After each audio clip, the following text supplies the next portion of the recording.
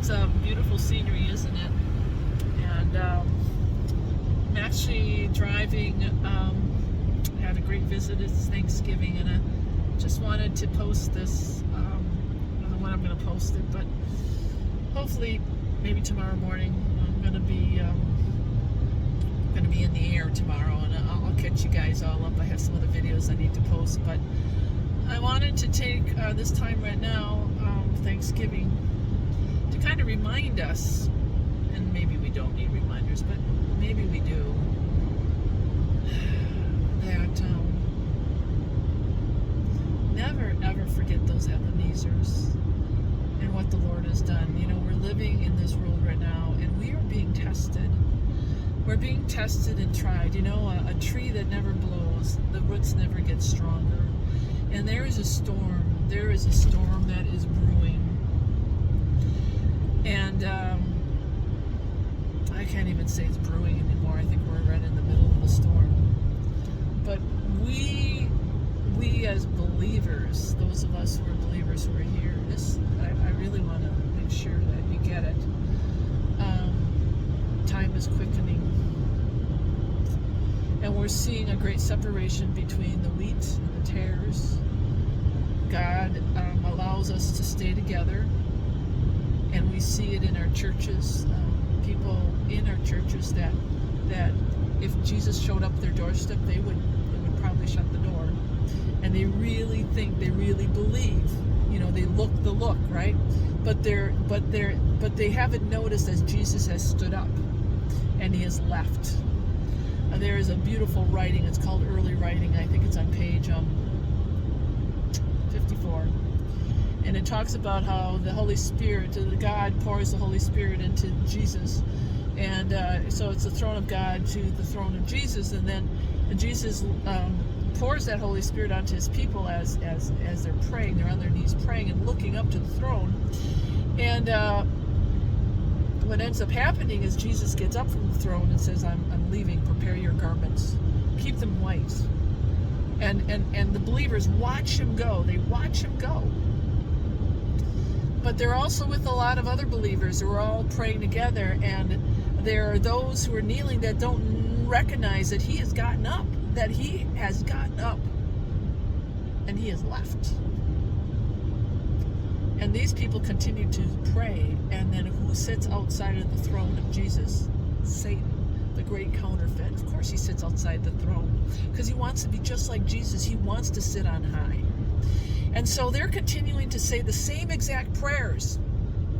They sound the same, they look the same, they're looking up, and yet Jesus has left, and now they are praying to Satan. And they are receiving an outpouring of this light. And the light has power, yet it's not filled with the fruit. It's not filled with the fruit. It's not filled with the Spirit.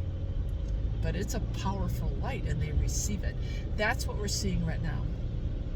That's what we're seeing right now. We are seeing people who are in the churches, who are in these Christian circles, and they look really good. They're all dressed up, and they look great. They're preaching the word. They're doing work for the Lord.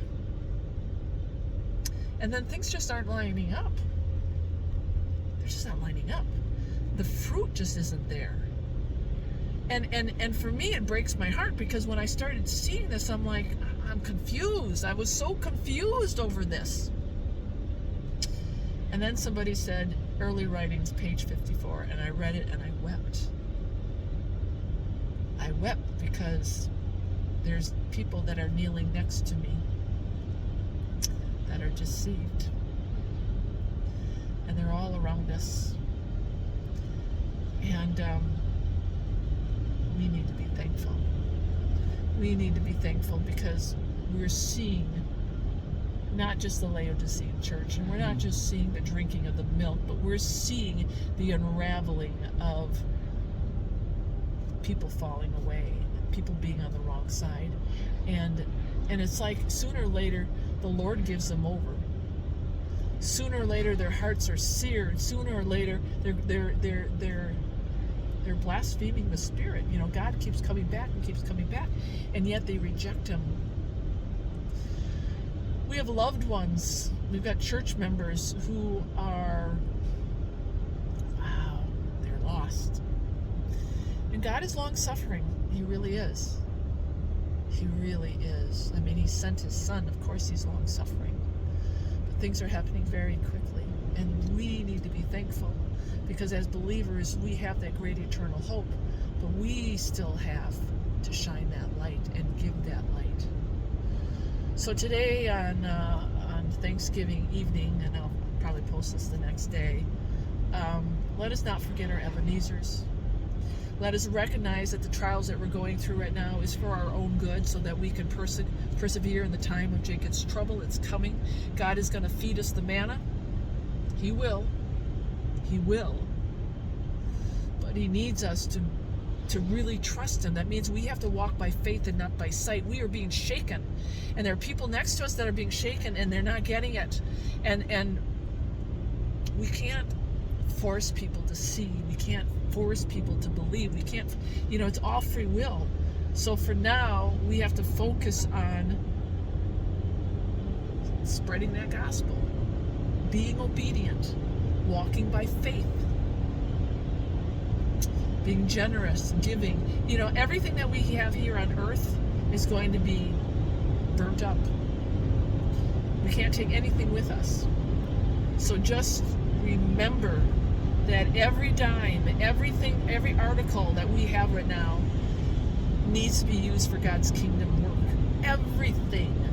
The conveniences of being comfortable should not outweigh what God's work is calling us. And the woman who put in the very last coin that she had, she gave the most.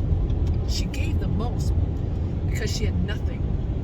We're all being called to come up higher. And we need to give thanks with that heart, no matter where we're at.